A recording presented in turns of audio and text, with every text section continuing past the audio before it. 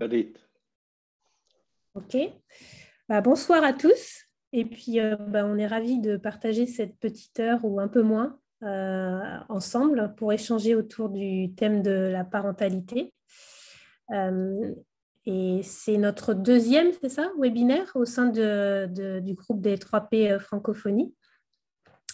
Donc, c'est un début prometteur et on est tous heureux en fait de ce lancement. Donc, l'idée, c'est après une brève introduction, d'entrer dans le vif du sujet et vraiment à nous de partager en fait des expériences qui sont marquantes en mettant en avant ce que les 3 principes ont pu nous apporter dans cette vision différente de la parentalité.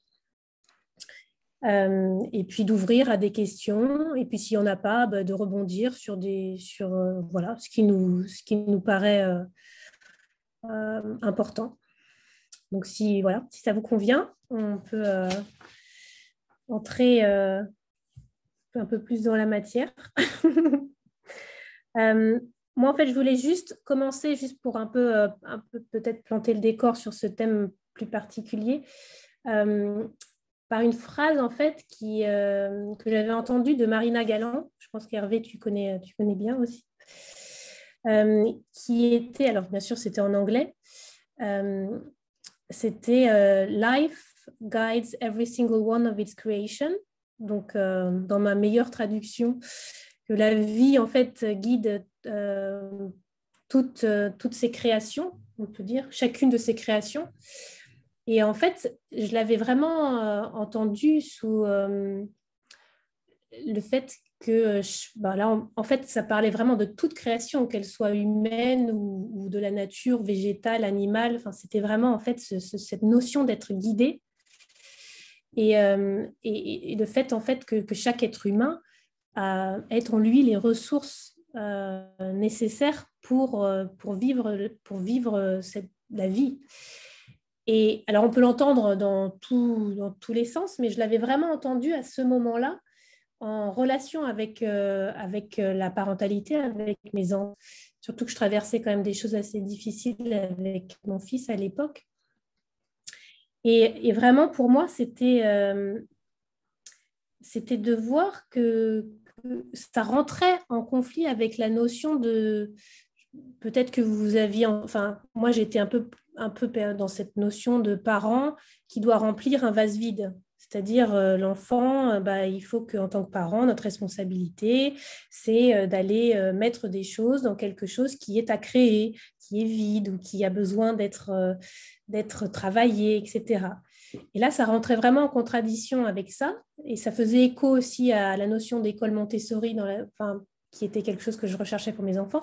Bref, tout ça, en fait, a vraiment remué le cocotier, en fait, de la vision de parents. Et c'était vraiment de voir qu'en fait, les enfants, en fait, ils avaient leur propre chemin de vie et ils avaient les ressources pour le marcher, ce chemin. Et que du coup, la notion de parent dans cette vision a été complètement différente. C'était plus d'aller manager, contrôler, réparer, enrichir, enlever, rajouter, tout ce qu'on peut attribuer à une vision classique de la façon d'être parent. Et en fait, ça faisait émerger une toute autre façon d'être avec nos enfants. En tout cas, ça a vraiment fait du sens pour moi. Et tout à l'heure, je recherchais l'étymologie de parentalité, tu vois, d'où ça pouvait venir. Et ça remontait, tu vois, jusqu'au Moyen-Âge, où c'était parenté. Et tout ce qu'il y avait derrière, c'était la notion d'obéissance, de vassalité, quoi, de vraiment de... Et là, je me suis dit, waouh, en fait, c'est pas du tout... voilà, ce que faisait émerger en fait les 3 principes avec ces ressources intérieures qui sont présentes dans chacun, faisait vraiment pour moi passer d'une notion de parent telle qu'on pouvait la connaître d'obéissance à une notion pour moi de guide, où vraiment le parent intervient dans une notion de prendre la main, quoi. C'est pour ça que j'avais mis cette photo aussi sur l'invitation. C'est vraiment, je suis là pour te tendre la main, pour t'accompagner pour créer un espace de connexion où en fait tes ressources intérieures, en parlant à l'enfant, ou ta richesse intérieure, ton bien-être intérieur va pouvoir, voilà, j'ai le mot qui me vient en anglais, blossom, va pouvoir être nourri, voilà, va pouvoir être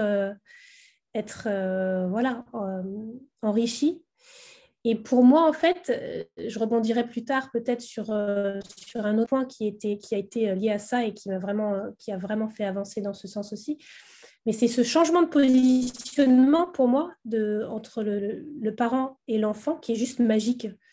Enfin, je l'ai vu, je renchérirai peut-être sur un exemple de mon fils, mais c'est ce changement de positionnement en fait, du parent vis-à-vis de l'enfant, c'est juste l'ouverture d'une porte complètement différente, d'une relation complètement différente, basée sur l'énergie du cœur en fait. Donc c'est même au-delà des mots pour moi, où en fait, je pense que l'enfant du coup naturellement va s'engouffrer parce qu'en fait c'est juste ce dont il a besoin et ce qu'il recherche et c'est ouais, c'est vrai, il y a vraiment une magie là-dedans et je voulais justement ouvrir peut-être là-dessus à vos expériences, voir si cela vous parle, cette notion dont j'ai parlé, et voilà, si vos expériences de papa, maman ont été changées un peu dans ce sens-là.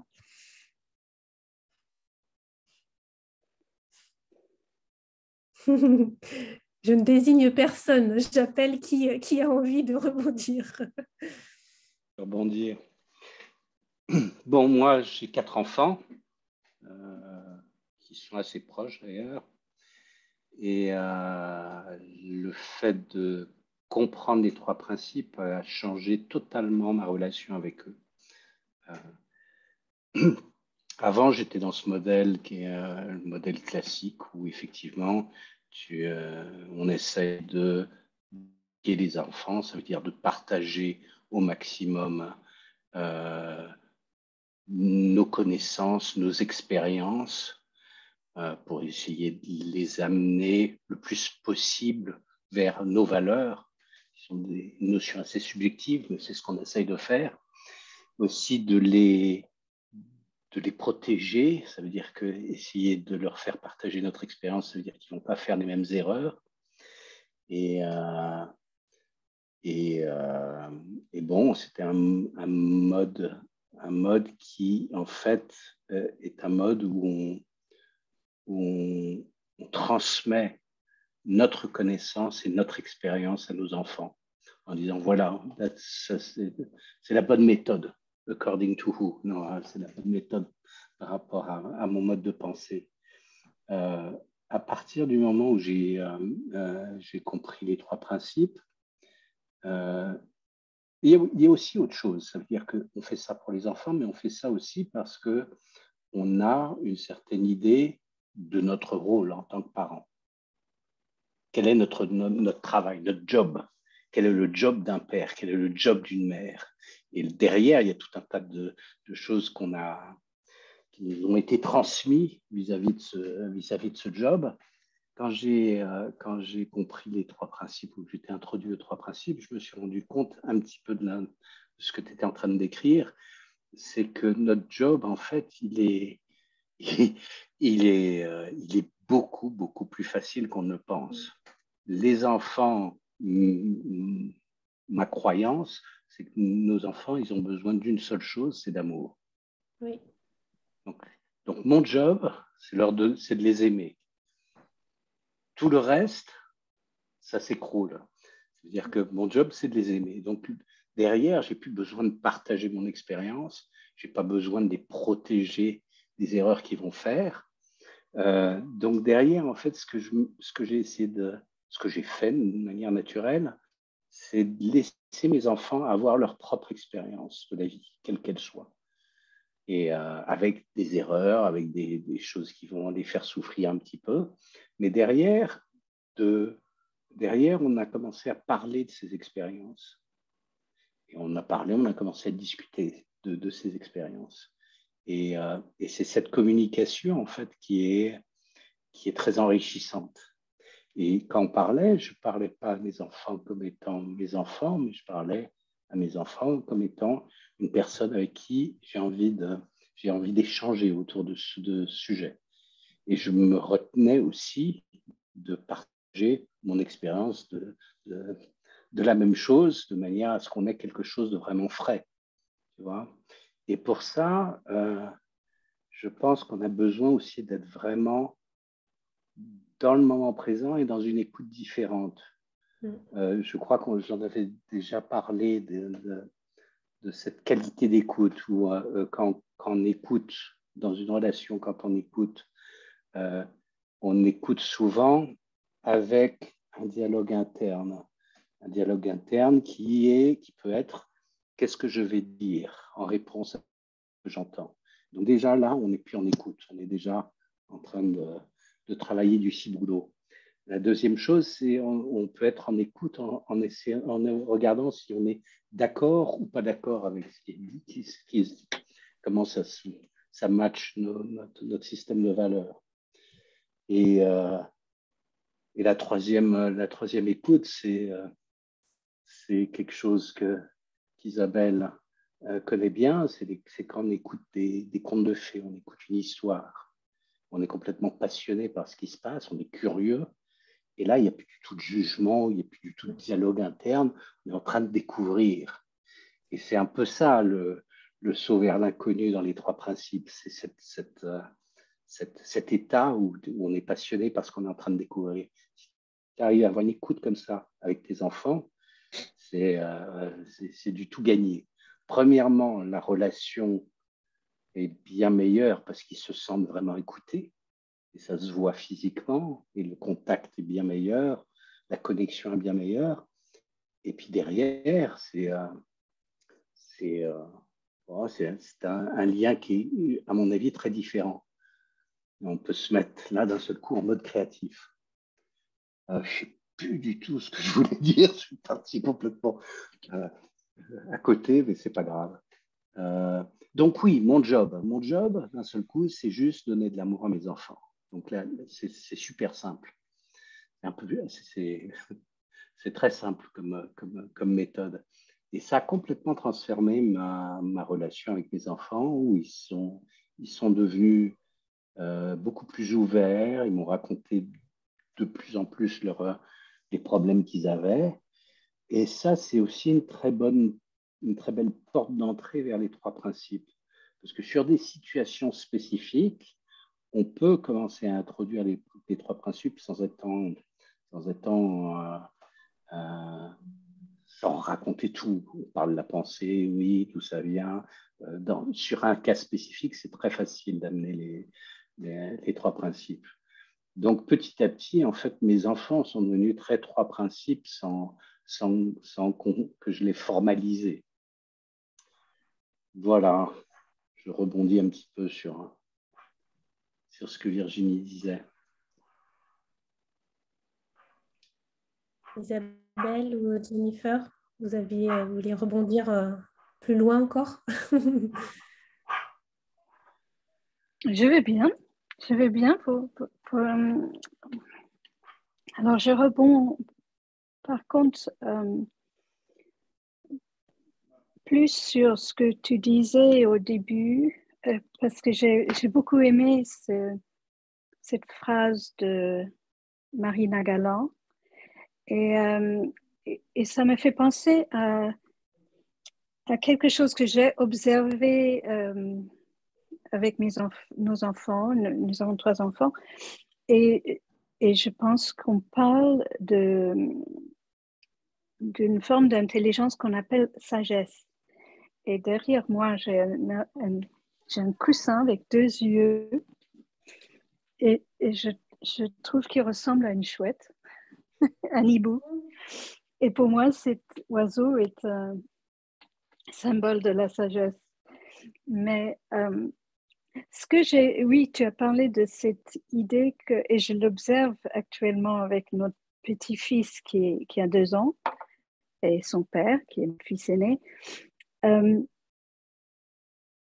On imagine en tant que parent qu'un enfant une intelligence cognitive et donc on imagine qu'il faut beaucoup apporter et que même l'acquisition de la langage va se faire chronologiquement, qu'on doit simplifier ses paroles. Et en fait, on oublie cette intelligence qui est derrière la vie, qui coule de source et qu'on appelle aussi la sagesse. Et la première fois que je l'ai observé, c'était quand j'avais deux petits enfants, deux petits garçons qui jouent ensemble, un garçon de 3 ans et un petit, 3 ans, 4 ans, 4 ans et demi, 1 an et demi, parce que le petit arrivait juste à se hisser sur une table basse et se mettre debout, très fier et plein de joie de vivre. Et c'est là où c'est la première fois que j'ai observé, que j'ai vu que la joie de vivre, par exemple, c'est pas quelque chose de chronologique. L'évolution d'un enfant, c'est pas avec l'âge qu'on construit sa bien-être. En fait, le bien-être est inné. Et un plus petit enfant, même un bébé, peut apporter la sagesse à tout moment et l'inspiration et la joie de vivre n'a rien à voir avec l'âge. Et donc, nos enfants sont aussi doués que nous, et même plus, et surtout sur le même pied d'égalité. Voilà ce que j'avais envie d'ajouter.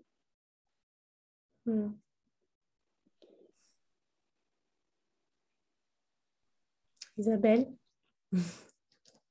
C'est vraiment un très beau partage.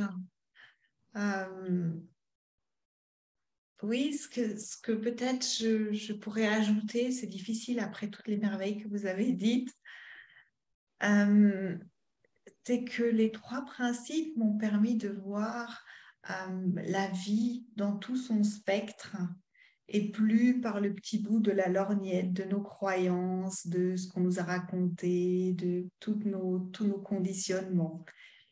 Et sans doute, de par mes études,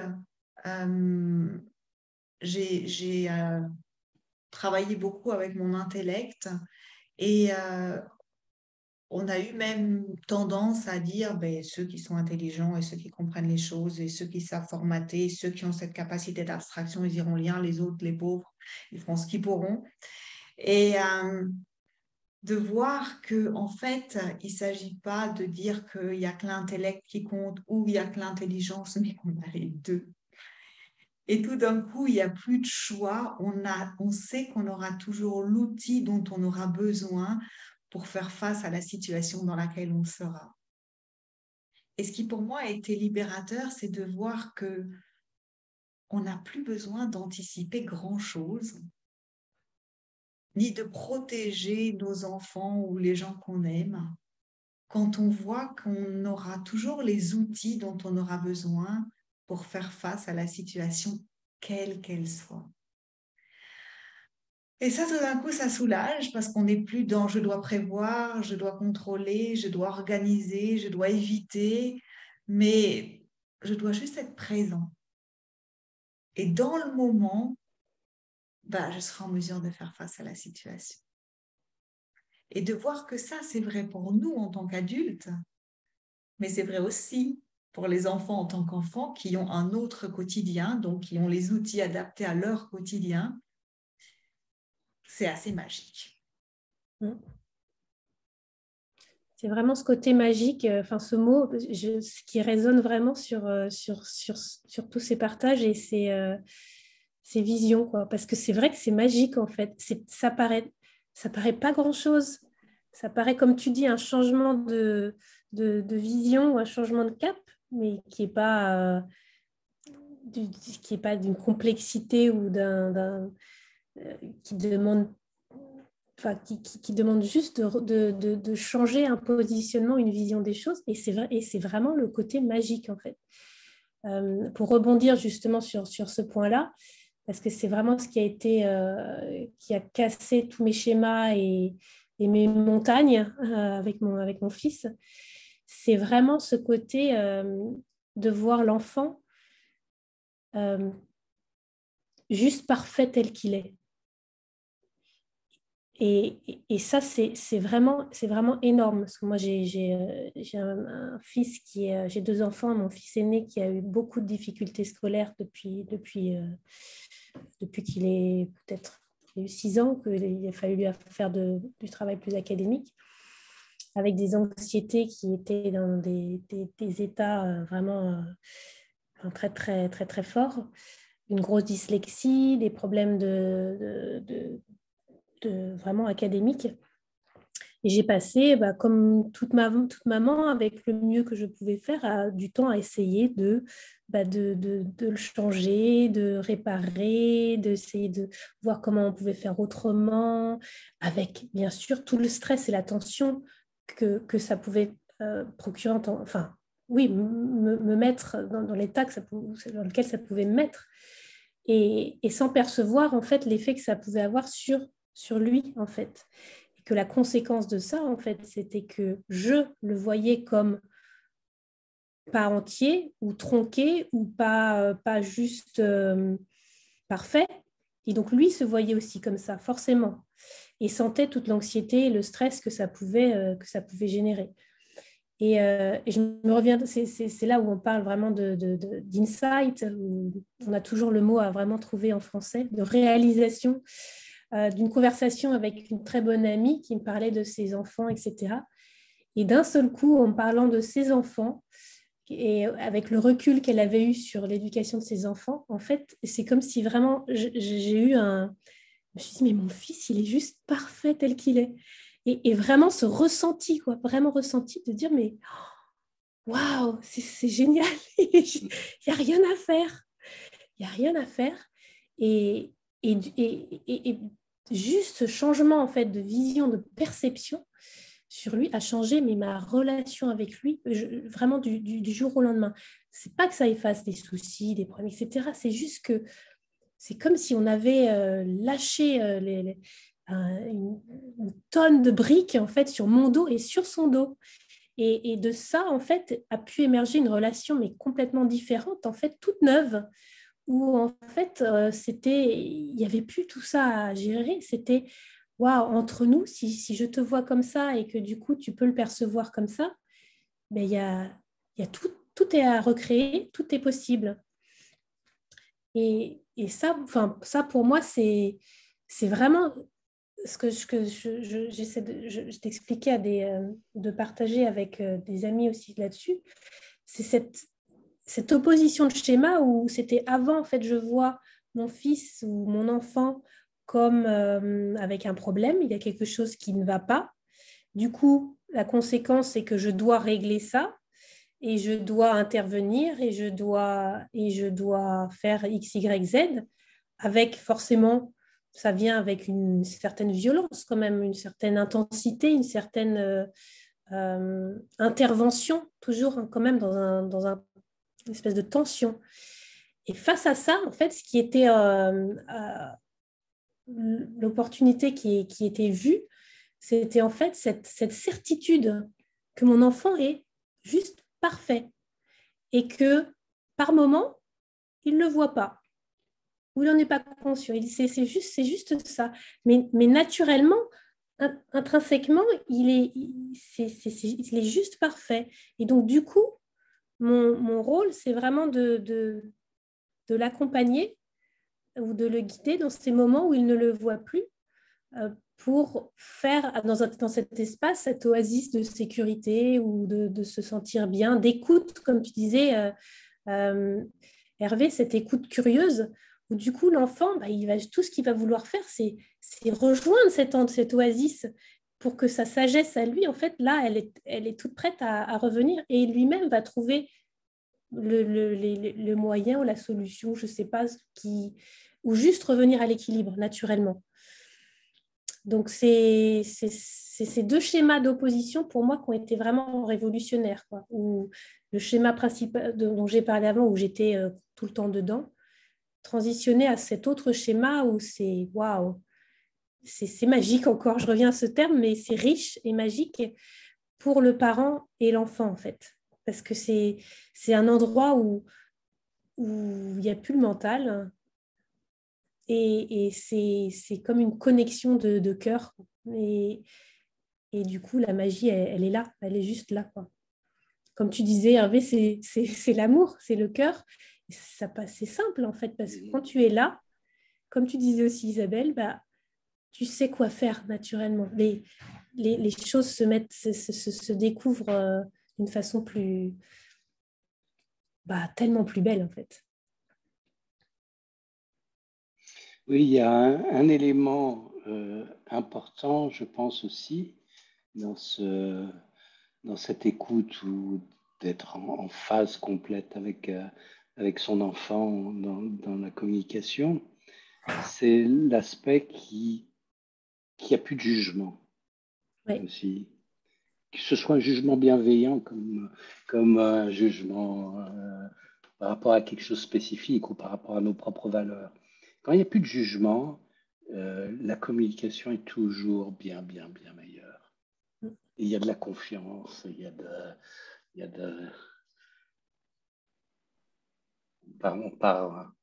on monte à cheval et on part à la découverte d'univers fantastiques. Donc, c'est la compassion, je pense. La compassion prend la place du jugement, naturellement. Cet aspect est important parce qu'il y a du jugement, il y a beaucoup de jugement entre un parent et son enfant dans un modèle normal, entre guillemets. On essaye d'inculquer des choses, des valeurs, etc. Et que l'enfant ne va pas sur la voie royale et prend un petit chemin annexe. Là, d'un seul coup, on pense que c'est notre rôle de le ramener dans le bon chemin. Et c'est beaucoup plus intéressant de le laisser avoir son expérience différente et de le laisser partager. Et de partager avec lui la réalité qu'il se crée dans cette expérience-là. Et souvent, on peut découvrir de très jolies choses sur ce petit chemin annexe auquel on n'avait pas pensé. Donc, je pense que c'est un gros élément, cette absence de jugement. Et dans cette écoute, il y a de la bienveillance. Donc, l'enfant se sent en sécurité dans l'expression de son expérience. Voilà. C'est fini.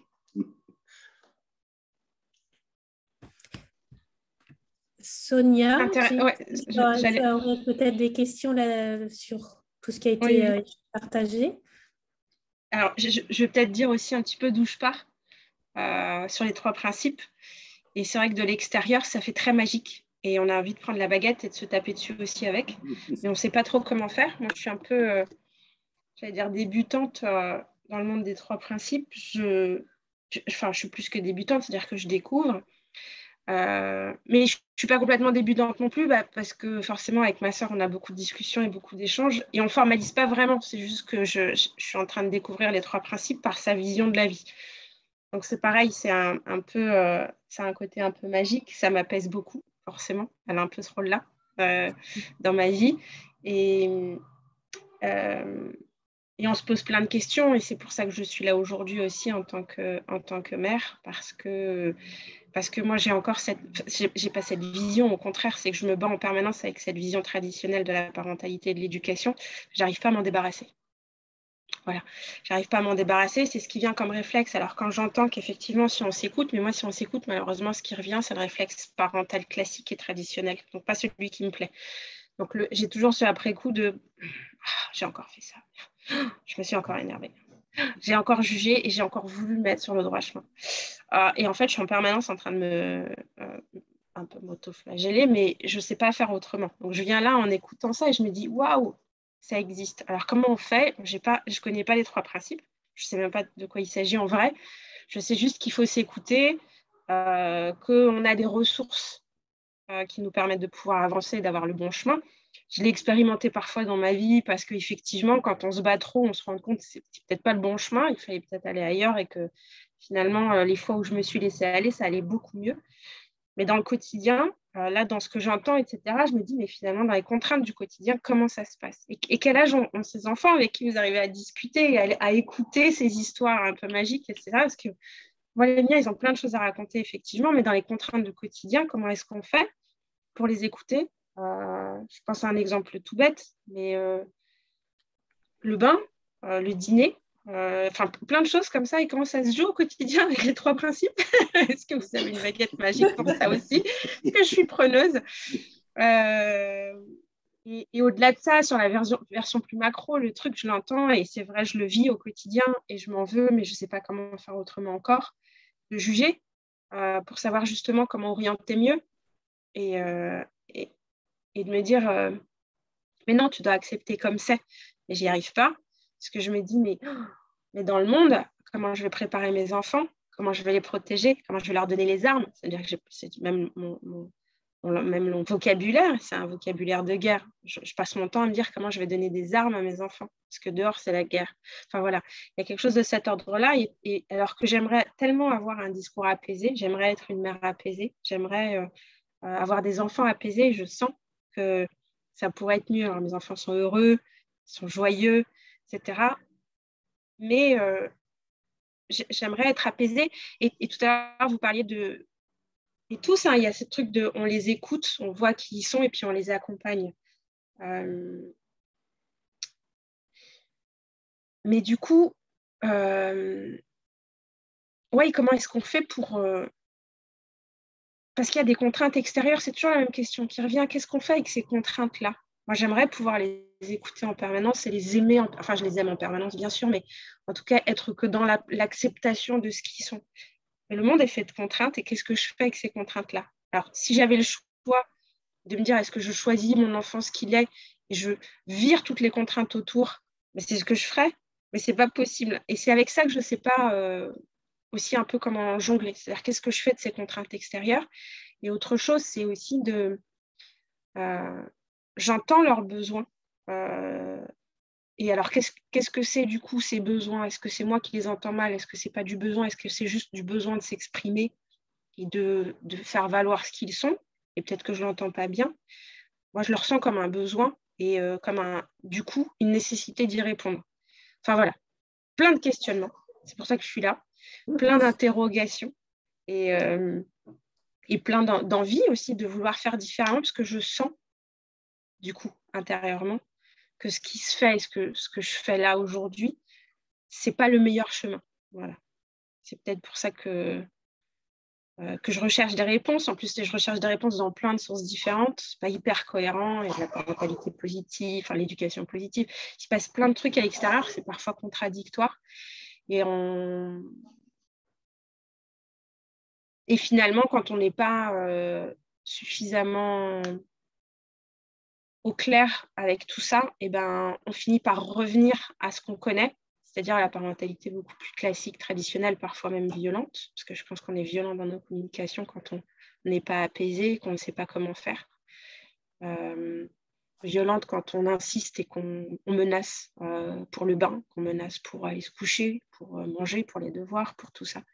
Et c'est de la violence parce qu'on est dans la négation du besoin de l'autre, alors que je passe mon temps à me dire que je dois écouter leurs besoins pour y répondre. Enfin, voilà. Donc, toutes les contradictions dans lesquelles je suis, et encore, je ne vous partage pas tout, sinon je vous perdrai un peu. Mais voilà, c'est un peu moi où j'en suis aujourd'hui.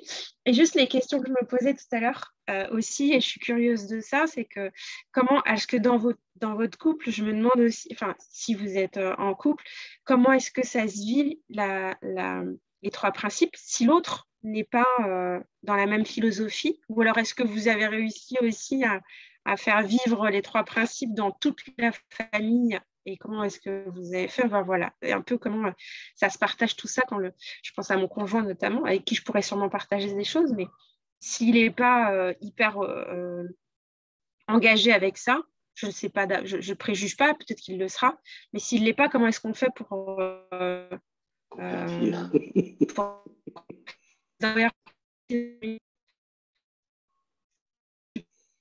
Je veux bien prendre la parole pour te remercier. Voilà, donc ça fait beaucoup de choses, mais bon. Non, mais c'est très sympa de nous avoir parlé un peu de toi. Hein. Parce que c'est vraiment très intéressant pour nous de t'entendre de là où tu es et dans la réalité du quotidien et qui est le domaine préféré des trois principes et qui y sont déjà. Hein.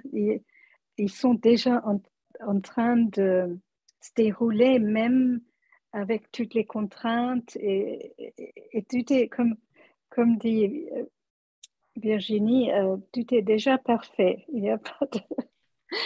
Mais où est-ce que je voulais en venir avec ça?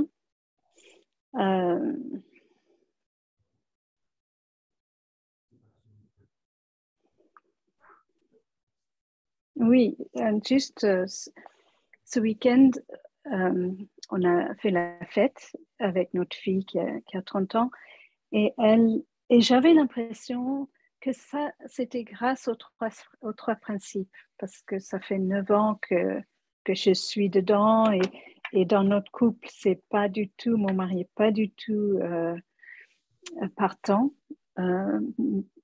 C'est pas grave, ça fonctionne quand même.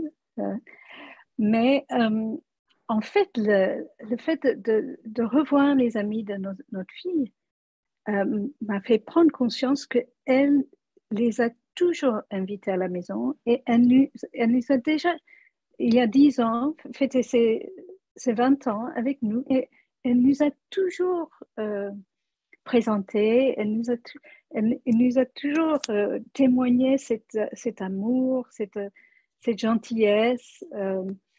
Donc, les trois principes ont tout changé, mais en même temps, rien n'a changé. Donc, je voulais juste partager ça parce que c'est vraiment ce que nous avons vécu.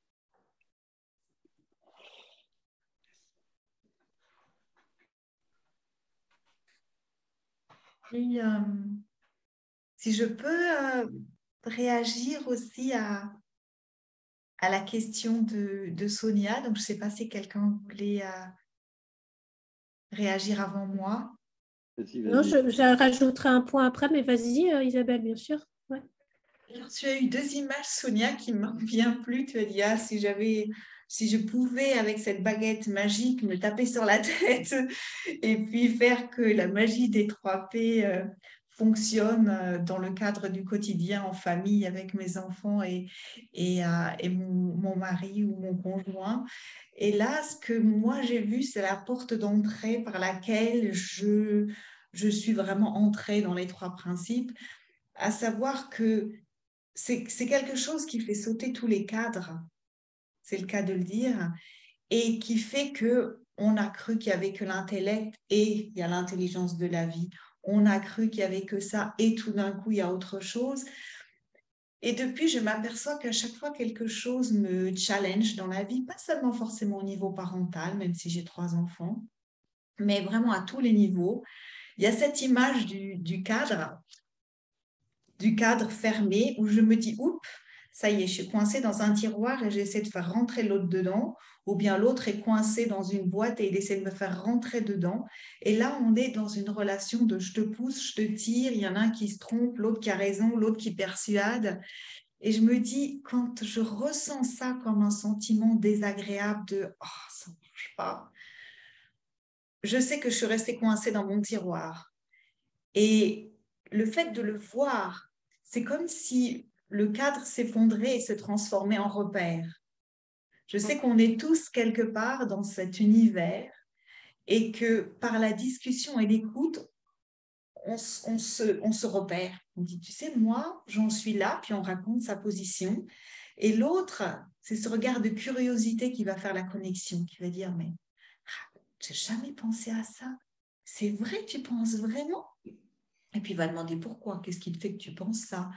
Et puis, on va lui expliquer, il me dit, waouh, ben moi, je pense plutôt ça. Puis, il me raconte son expérience et puis je le situe, il est là.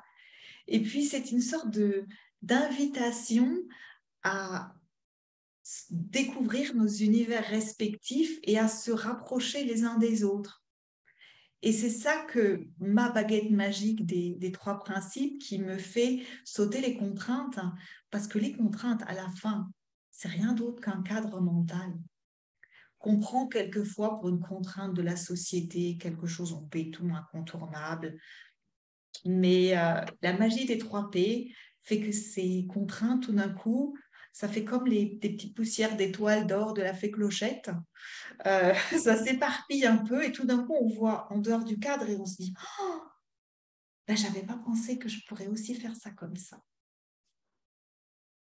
Et c'est un peu l'image que m'a renvoyée ta remarque avec « J'aimerais une baguette magique pour me faire rentrer la magie des 3 P dans mon quotidien et ne plus être coincée dans les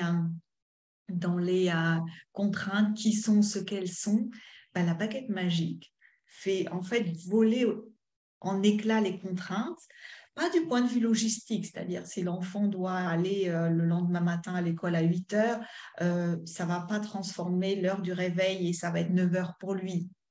Non, mais il y a comme une sorte d'espace qui se crée entre les articulations et tout d'un coup, il y a beaucoup moins de choses qui coincent et il apparaît des ressources qui font qu'on va y arriver d'une manière totalement différente de celle dont on avait l'habitude.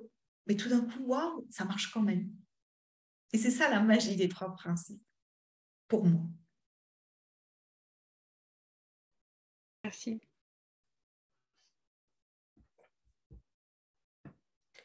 Moi, j'aurais juste voulu rebondir sur le côté pratique de tes questions aussi, qui ont été aussi mes questions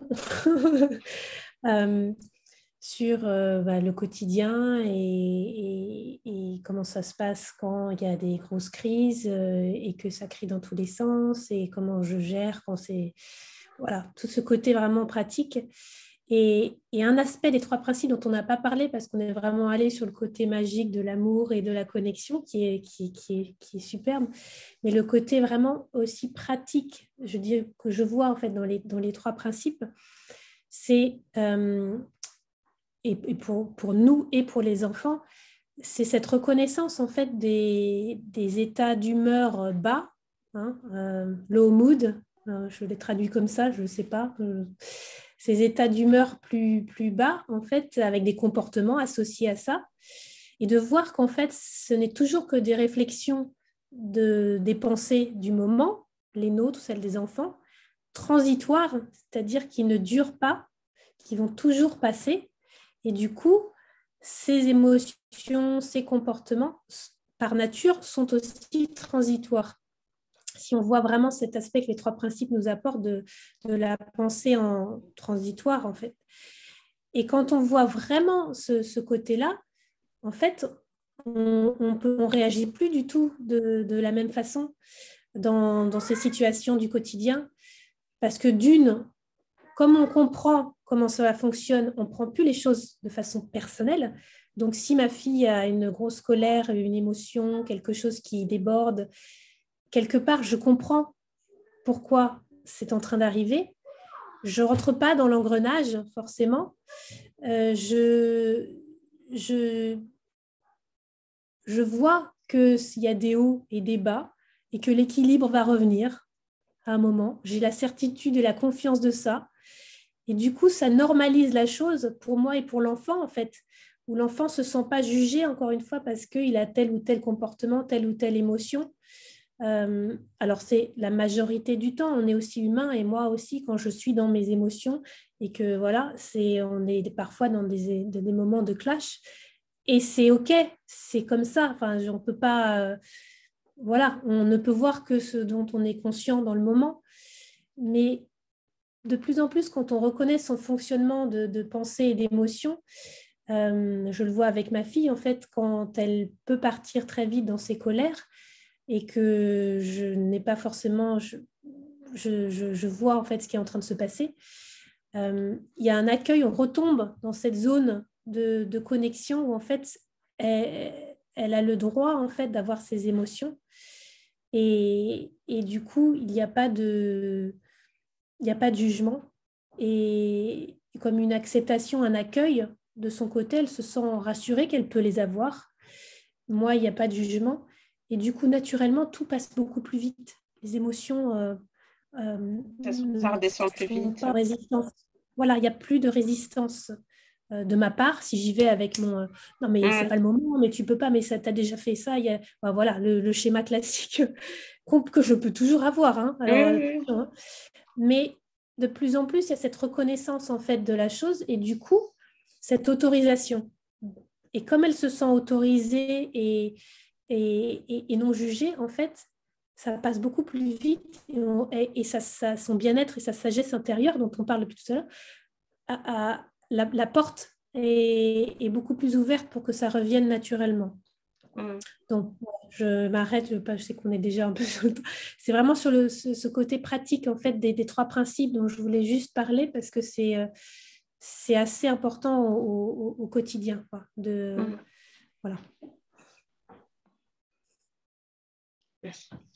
Une petite dernière chose que je voudrais rajouter en ce qui concerne notre boulot en tant que parents.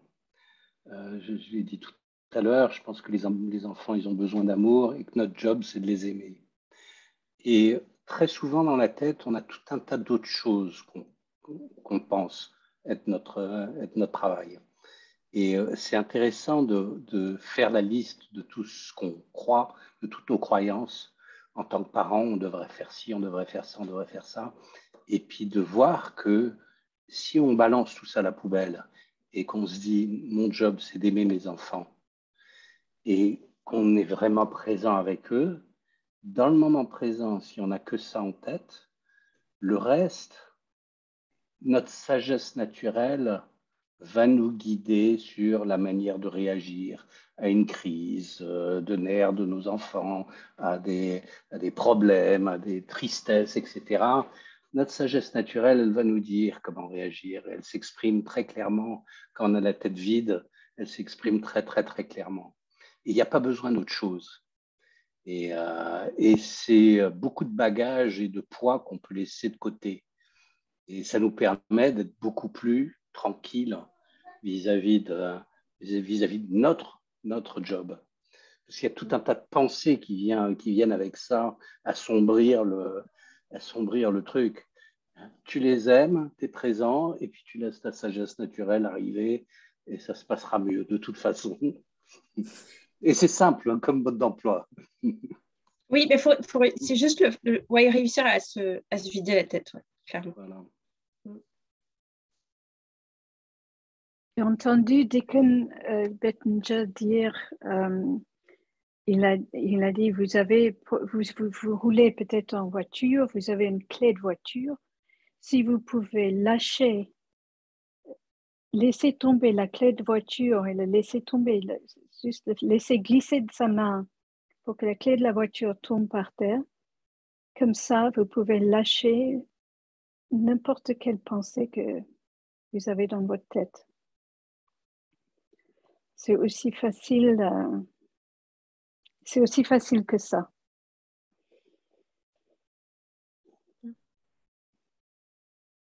On va essayer.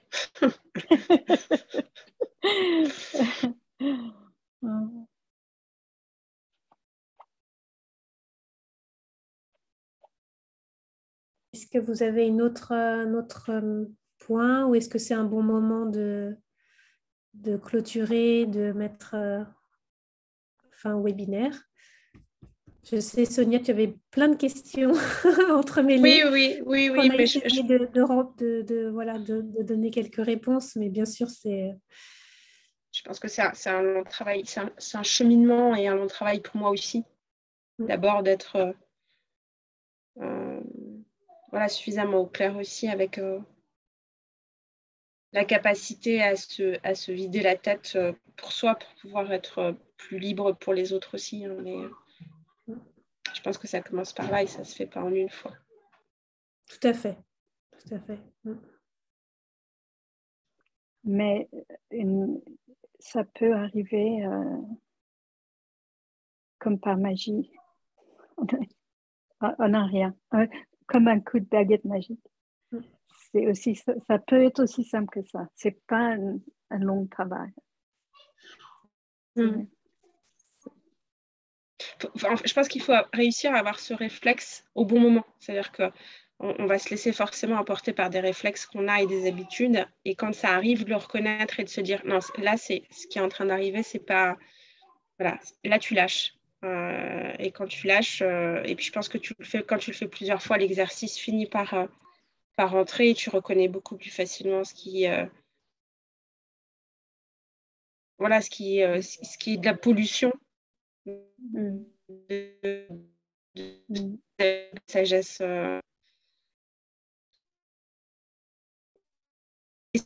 et à le laisser passer, je pense aussi. Je pense que aussi le point en fait c'est qu'on des fois on essaye d'être au niveau du mental et d'essayer justement de lâcher ce schéma, de lâcher cette pensée, et du coup on reste encore au niveau de comment je dois faire, mais c'est toujours le mental qui parle, tu vois, qui dit tiens, là j'ai un schéma, comment je le lâche, comment je le change.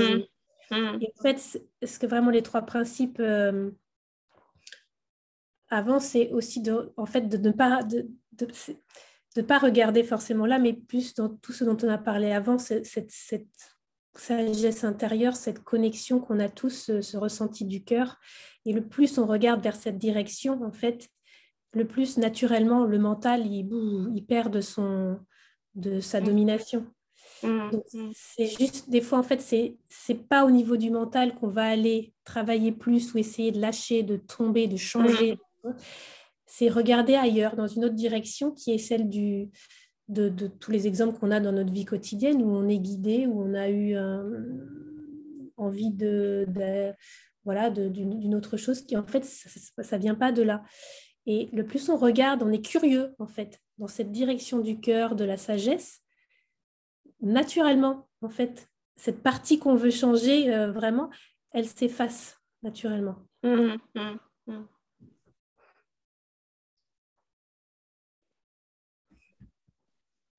Ok. Un grand merci à tous. Merci. Merci à tous. Et puis, merci d'être venu.